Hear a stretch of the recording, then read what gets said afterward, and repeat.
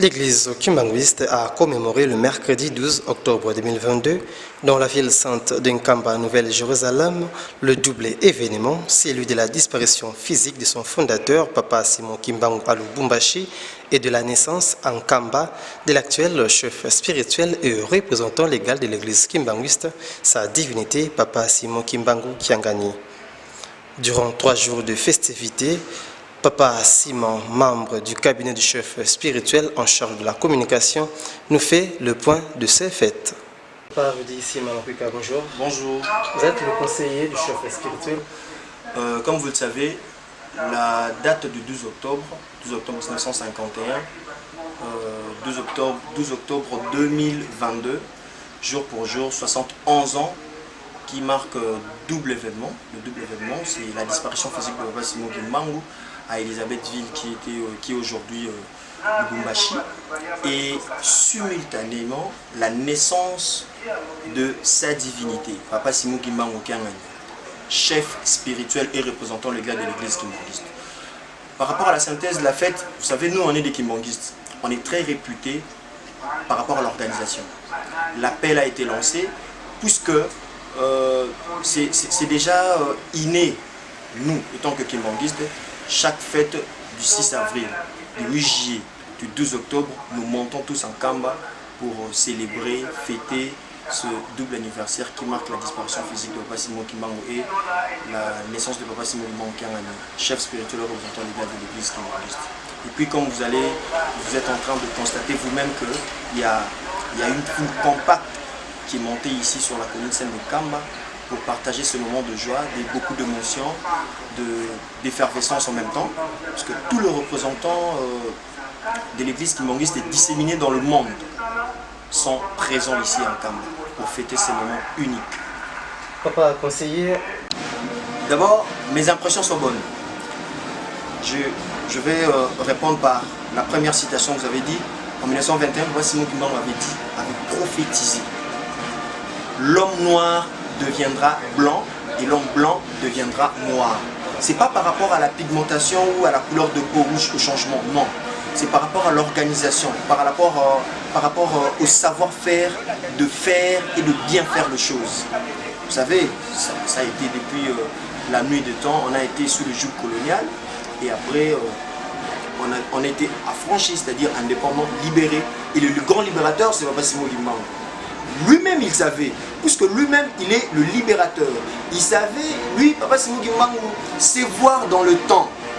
Parce que c'est lui le maître des temps et des circonstances. Il a vu que dans 2 jours à venir, l'homme noir deviendra blanc, l'homme blanc deviendra noir par rapport à l'organisation, par rapport au savoir-faire, par rapport au respect de l'ordre public, par rapport au bon fonctionnement des institutions, par rapport à tout ce qui est éthique et déontologie. Vous voyez?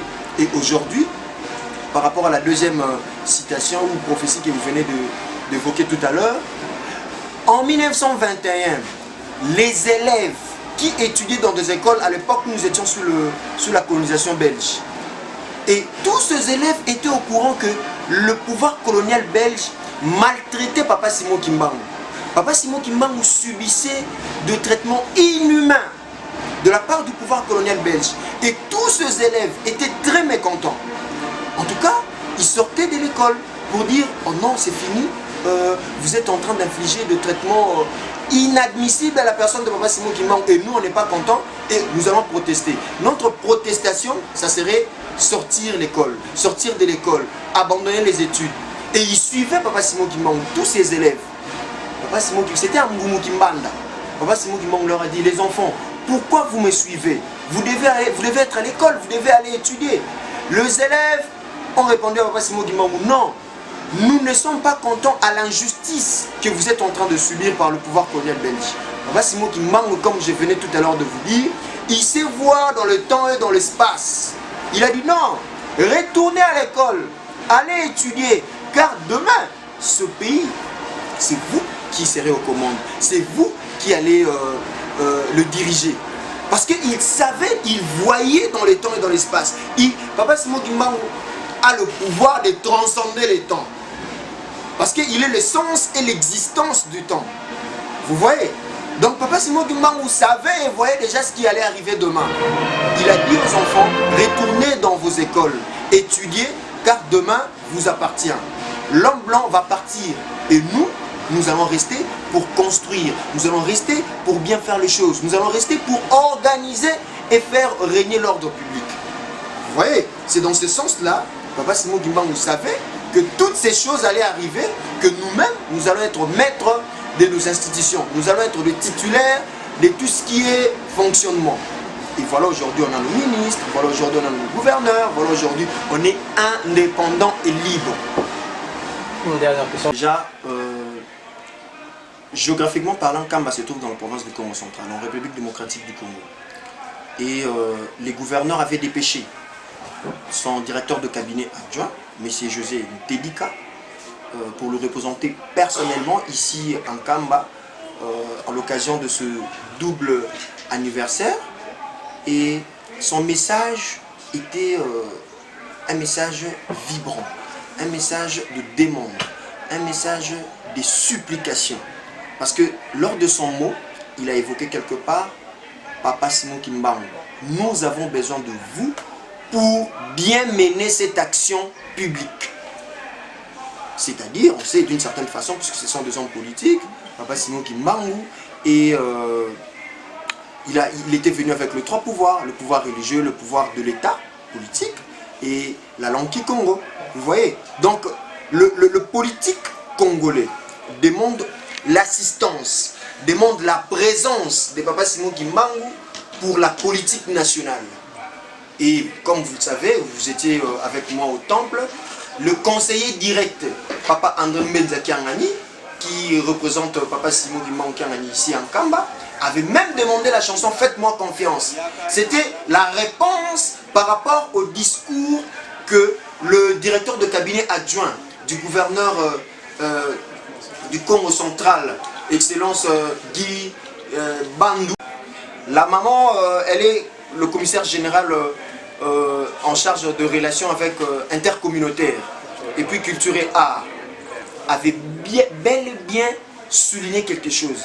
L'église kimbanguiste ou le kimbanguisme a une histoire très particulière avec le Katanga, avec le Haut-Katanga aujourd'hui par rapport au découplage de province, parce que Papa Simon Kimbangu a passé du temps là-bas, parce que Papa Simon Kimbangu avait séparé son corps physique de là, Katanga, pour directement naître ici, en Kamba. Vous voyez, c'est pourquoi la prison qu'a été séjournée Papa Simon Kimbangu, la prison de Kassoumou, se trouve aujourd'hui dans la province du Haut-Katanga. C'est par cette reconnaissance, par cet attachement que le gouverneur Jacques Kabula Katoué a dit non, il doit rendre ses hommages à l'œuvre salvatrice de Papa Simon Kimbangu, qui est le kimbanguisme, de dépêcher son émissaire ou sa représentante personnelle de pouvoir venir pour assister à ce double événement qui marque la disparition de Papa Simon Kimbangu et la naissance de Papa Simon Kimbangu Kiangani. Ici, en Kamba, Nouvelle-Jérusalem, le siège international, le berceau du kimbanguisme. Voilà, ça a été de discours très captivants, ça a été de messages vibrants, en même temps de messages de demande, des messages d'hommage. Nous terminons, c'est... Vive le président de la République démocratique du Congo, son Excellence Félix Antoine Tshisekedi Tshilombo. Vive le président de la République du Congo, son Excellence Denis Sassou Nguesso. Et que vive le président de la République d'Angola, Joao Manuel Lourenço. Que vive sa divinité, Papa Simon Kimbangu Kiangani. Je vous remercie. Merci.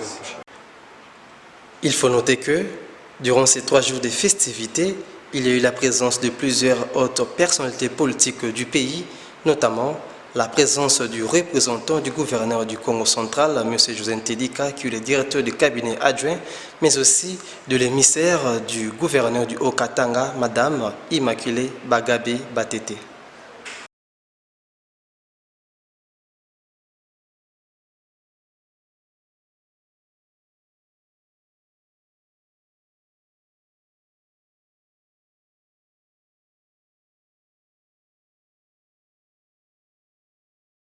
C'est bon. n'accepterai pas.